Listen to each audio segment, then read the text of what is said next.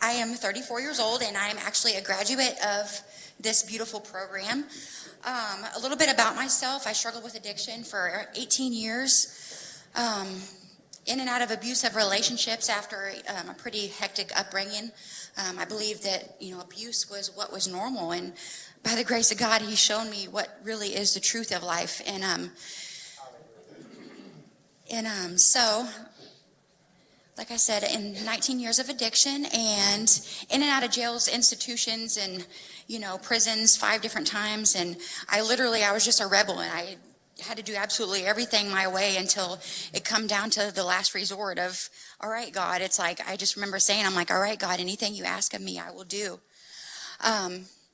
So it was back in August of 2020. I ended up going to a place that's in Jeff City. And like I said, I was a drug addict, and I also was an alcoholic, and this place had a lot of freedom still.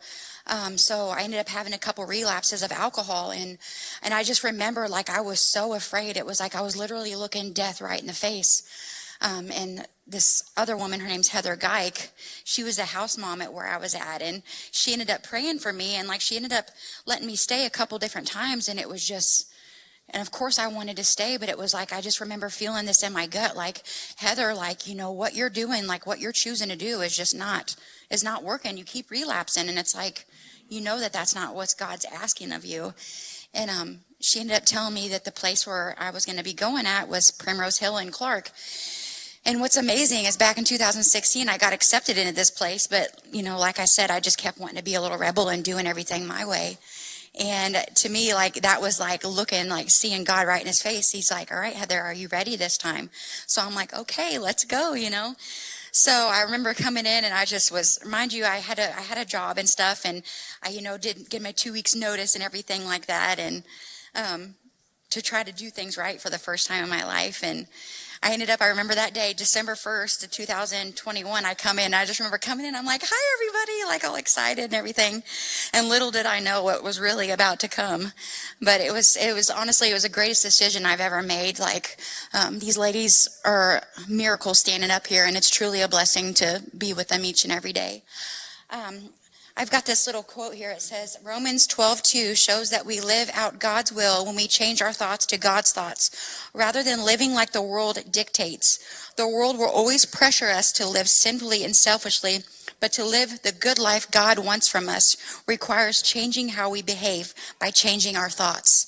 And being in this program has really renewed my brain altogether, and it's truthfully a blessing. Oh, and then I want to tell you this too. So I graduated December 1st, and I remember just thinking oh, I'm going to get out of here. I'm ready. Woo!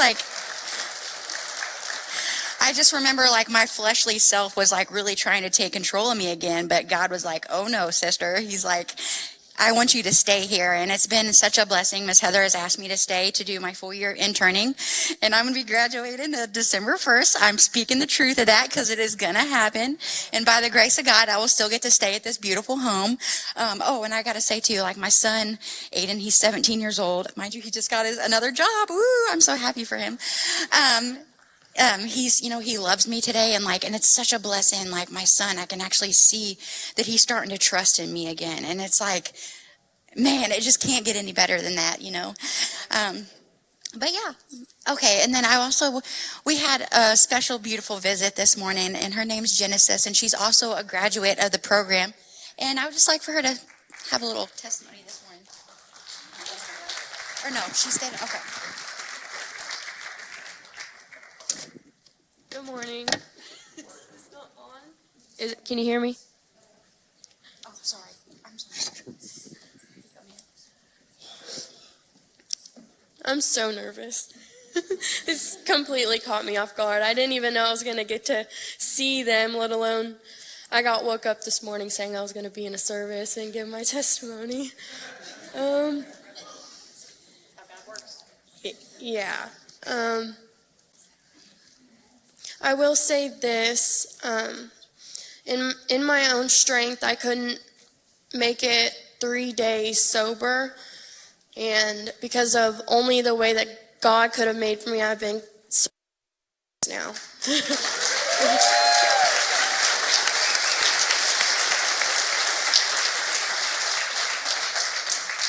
I successfully did 15 months in a year-long program and graduated February 2nd.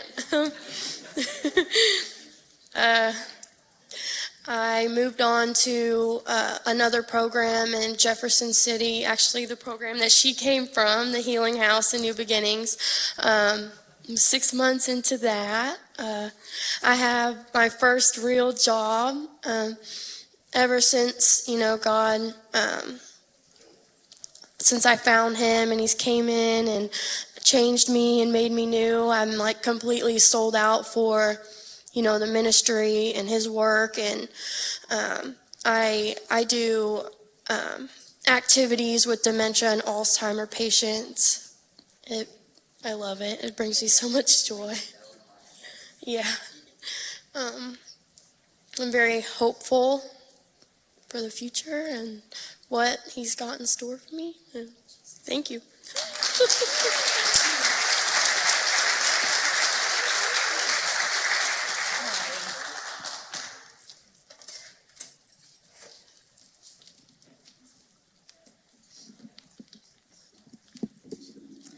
All right, everybody. Our first song is called Ain't Nobody Love Me Like Jesus. I'm sure you guys know it, so feel free to sing along with us. All right, you guys ready?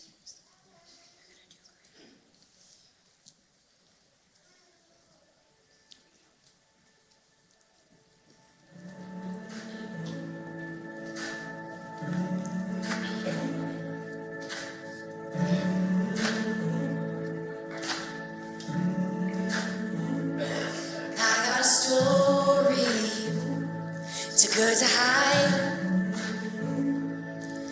Was a blind man wandering until I saw the light. Yeah, I got a story I can't deny. I'm a living, breathing miracle, and I just gotta testify. Ain't nobody love me like Jesus. Ain't nobody love me this good. Ain't nobody love me like Jesus. And I know nobody could. Tell me who could give me this freedom. Tell me who could give me this far. Ain't nobody love me like Jesus. And I know nobody could.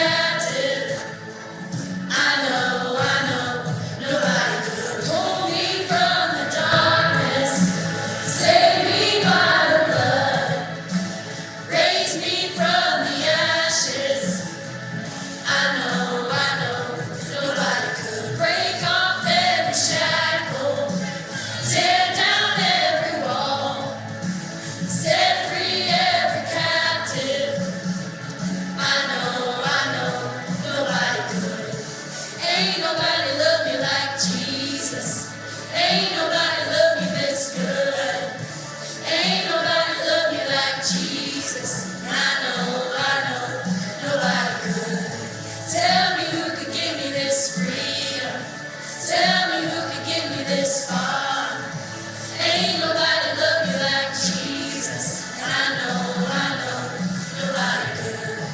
Ain't nobody, ain't nobody, ain't nobody.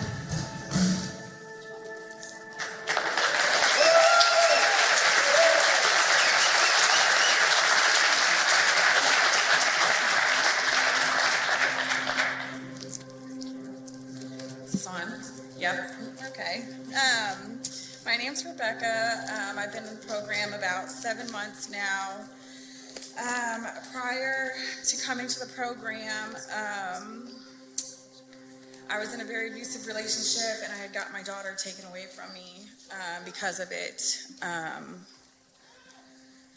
We're learning like a lot of healing and forgiveness and just finding freedom in what God has to say for us and stuff at the house. I know something that like kept me in that abuse was the past mistakes that I had made, and not just the relationship I was in, but the one prior to that.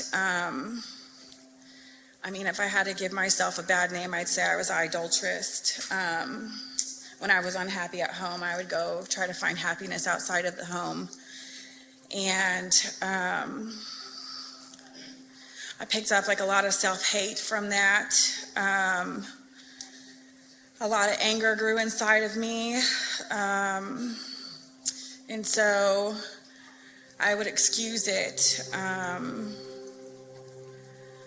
Since coming to the program, I'm starting to realize how forgiven I am, and that I don't have to accept abuse. I don't have to accept the things that the enemy wants to give me. I'm forgiven, and so I just thank Primrose for that. I thank God for that I have a safe home to come to, and I'm 7 months in the program. My daughter Athena, she's right there. She's 1 year old. She just turned 1 on the 5th. And this next coming up week, DFS has decided they want to give her permanent placement back with me. And my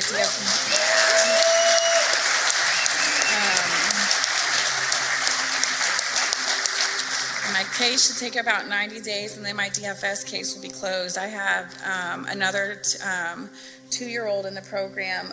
My first relationship, I ended up having 4 children, and this is my beautiful 8-year-old over here.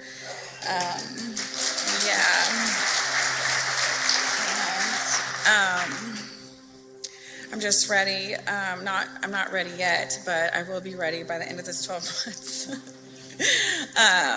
To just go home and just be a good mom and find my worth, find my strength, just find everything in Jesus. Because searching the world, I couldn't find it. But here at Primrose, he's showing it to me, and so I'm so grateful for that, and thank you all.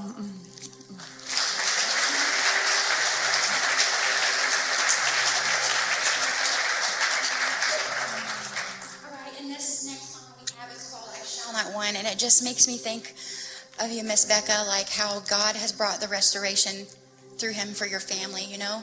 And it's like, to me, like it just makes me feel like, you know, you shall not want for anything because he's bringing you exactly everything that you need, you know. And I'm proud of you. All right.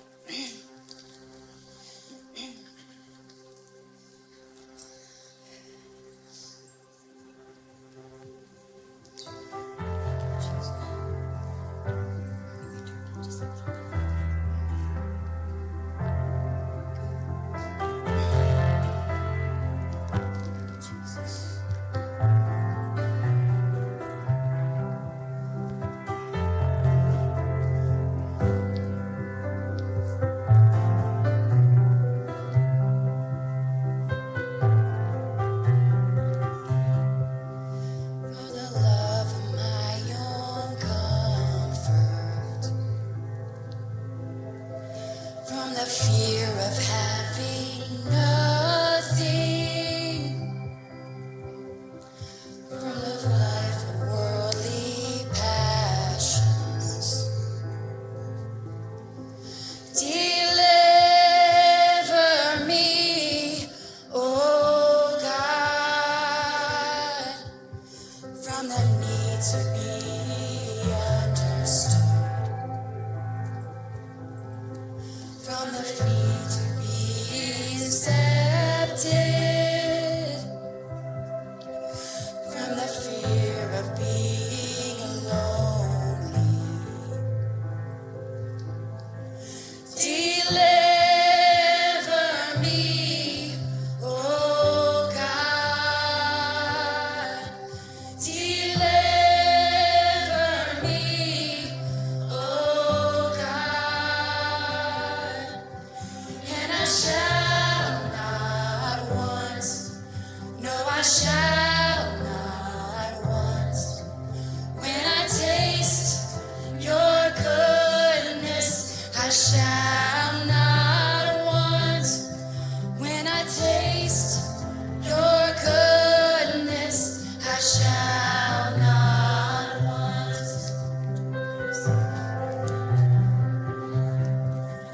From the fear of serving others, from the fear of death or trial, from the fear of humility.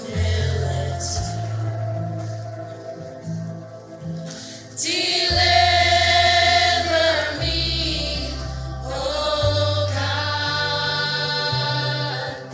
Deliver me, oh God. And I shall not want, no, I shall not want. When I taste your goodness, I shall not want. And I shall not want, no, I shall not want. When I taste your goodness, I shall not want. When I taste your goodness, I shall not want. I shall not want. I shall not want. I shall not want.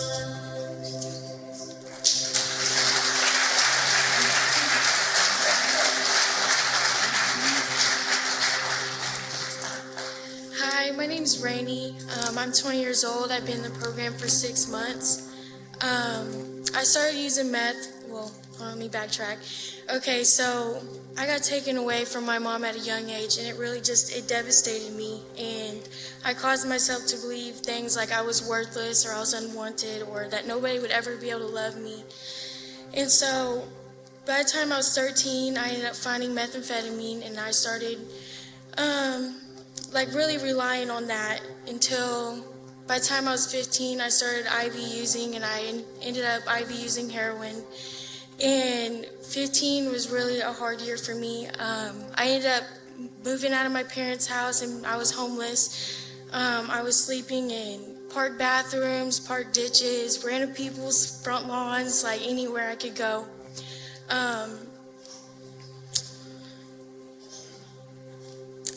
And I ended up finding my husband, and he is also, he was in addiction.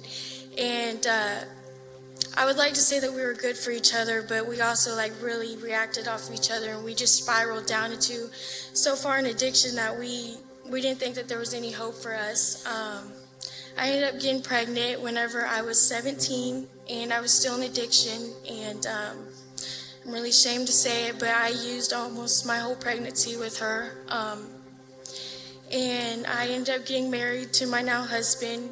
He was in jail, and I had just gotten out of jail, and it was 4 days before I had my daughter, because they were trying to get us to testify against each other and saying that I wouldn't be able to see him. So out of fear of that, I married him. And honestly, my life has just been a mess as far as I can remember it, but God is just turning it all the way around for his good.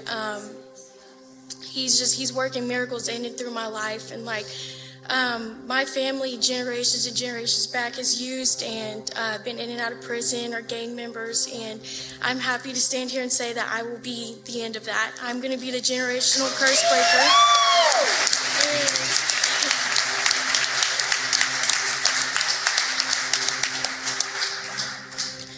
months before I came to the program, my mom had committed suicide, and I was sitting in jail, and I was just thinking, like, what legacy am I going to be leaving for my children? And this older woman had came in, and then here came her daughter, and then her granddaughter were all in jail together, and it really made me sit back and think, and I was like, this is not the life that I want my daughter to grow up in. I don't want this to be her normal. And so I'm very pleased to say, at the time I wasn't, but this is the best decision that I did not make for myself. I ended up being court ordered here, and just my eyes have been open to a lot of things, and I had to sign away guardianship to my daughter because I wasn't what was best for her at the time, but I'm in the process of getting her back. I have an upcoming court date, so that's pretty exciting. I've been telling my husband over the phone, he's in prison, about God and stuff, and I've been doing Bible studies with him, and I'm really hopeful for my future. I don't know where it's going, but I know that it's all in God's hands. Thank you.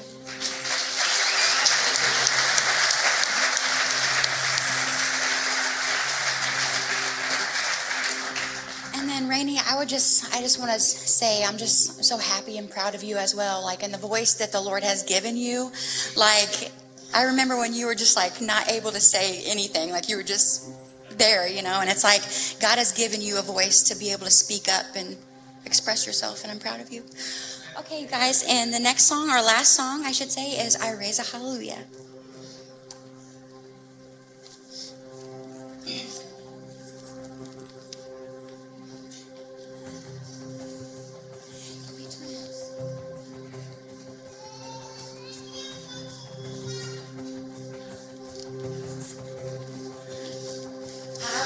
A hallelujah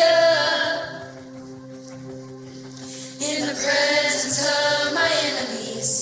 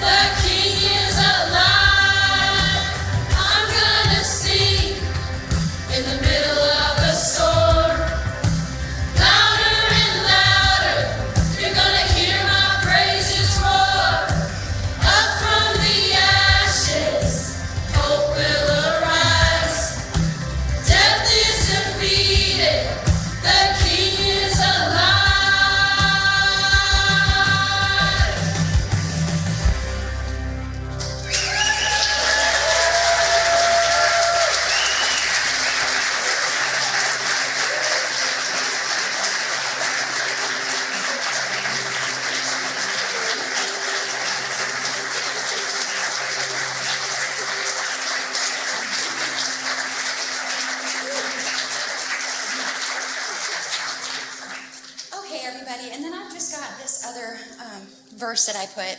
It's Colossians 3:13 through 14.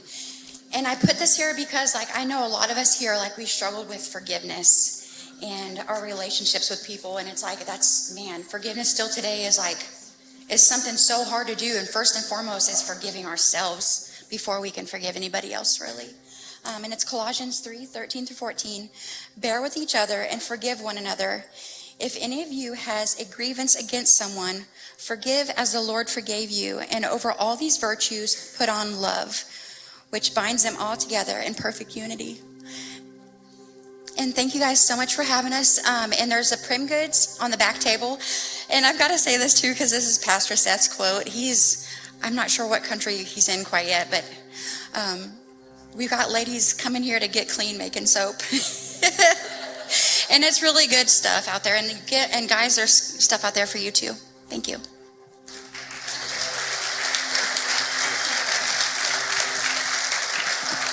Thank you, ladies. Heather, can I get you to come up on stage? You're totally fine. Who enjoyed Primrose sharing with us this morning? Oh, you got a cable. Church, I don't know about you guys, but it's encouraging and it's a solemn reminder. Sometimes I think it's easy to get stuck maybe in the church world, and we sometimes can miss there are people out there that are waiting for God to radically bring them to saving knowledge of who he is. Amen? And I want to encourage that if you find yourself in that bubble that sometimes we get comfortable, we as people like to find places that we get comfy, that people don't sit in our seats, that the music is the right volume that we like, that people don't say things from stage that make us too uncomfortable. I hope I'm poking on something. The God of the universe came to save those that are going to die and go to hell, period. That's what this church is about situations like Primrose, like the opioid crisis that we can't ignore, to be able to see God save those that without his grace would be spending eternity separated from him. That's what this church is about. And I have Heather on stage because I know that that's what this lady is about how can we work together, see what God is doing to be able to be a part of helping ladies in these situations. So I wanted to just spend a few moments. Heather, C2 has been a partner with Primrose Hill for a while. What is maybe two things? I'll ask two different questions. We didn't prep any of this, so if it's clunky, it's okay. What are the two different questions? What are two things that you want to share with C2 about Primrose, whether it's a new development or just something that you just want us to know? Then the second question would be, what are two ways that we as C2 can help you and be involved in Primrose? So first question, what are two things that you want to share with us, tell us, that's going on at Primrose? Okay, let me think here. So right now we're, just in a place where we really need prayer. We've had 6 girls leave in the last 2 months. And so it's not that we're having trouble getting people in. It's like they just come and they don't want to make the commitment. Or, they get out there into the wilderness, like I was talking about Hagar, and then they say, they hear God say, hey, turn around and go back and let me help you heal. And the turning around and going back is too heavy and too much and too hard. And so I believe so much in the ministry, and I believe so much in what God is doing in these women's lives. But it takes a massive amount of courage to do the program and to stay. And so just prayer that, that God that is pursuing these hearts and these lives, that once he gets them into recovery, that they have the ability to stay in recovery and do the work of healing. And that would be one major thing. We have our fall fundraising coming up, and we're so grateful to this church. You guys, ever since I've been the director, C2 has been our #1 supporting church, just hands down. And so we're so thankful to you. So thankful to you. Matt and Megan have become like best friends to me, so supportive, so loving, so kind.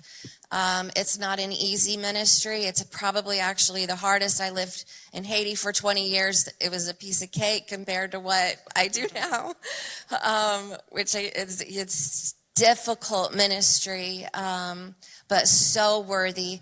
I see the changes. I see the Holy Spirit start taking over the women, and it's quick.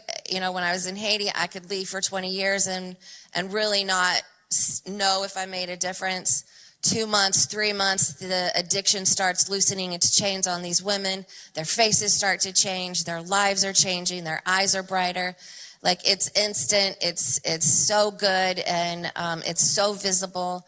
So, you know, the fall fundraising is coming up, and Megan and Matt are locking arms with me on that, and I so appreciate it. So really, we just need your prayers right now that God would continue to do his mighty work in Primrose, and fund us, and bring the right women that really need that help in the recovery, the families. We just had a graduation last week, and it was not expected, but the husband came, and he was also in addiction and in a home. And he showed up for the graduation to his wife, and he said to her, he took some time in the midst of the graduation to apologize to her for the life that he allowed them to live. They restored their marriage. They have a baby girl. So it's not just women, it's their children, it's their marriages, it's their husbands, it's whole families that are being restored. And the enemy is not happy about that. And so his hand is on us. His ways are amongst us. We feel him moving.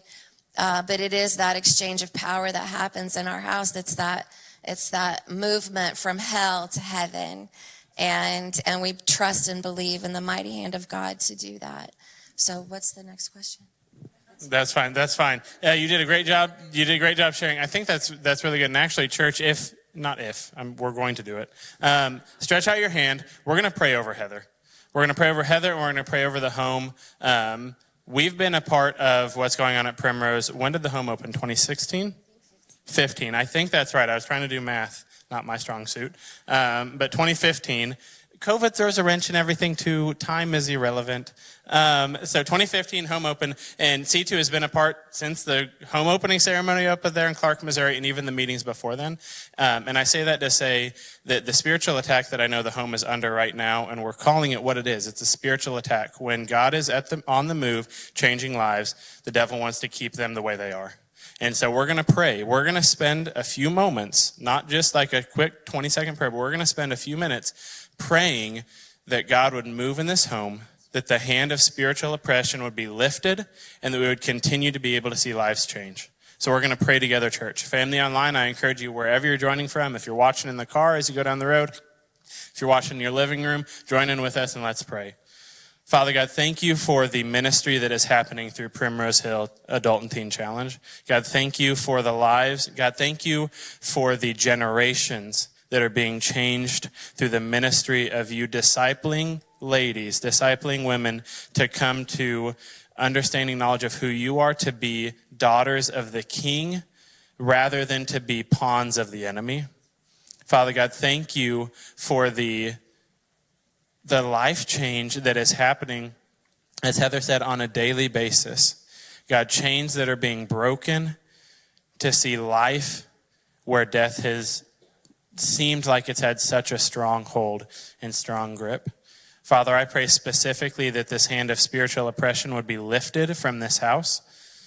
God, we know that you are above, your name is above every other name, that all power in heaven and on earth has been given to you.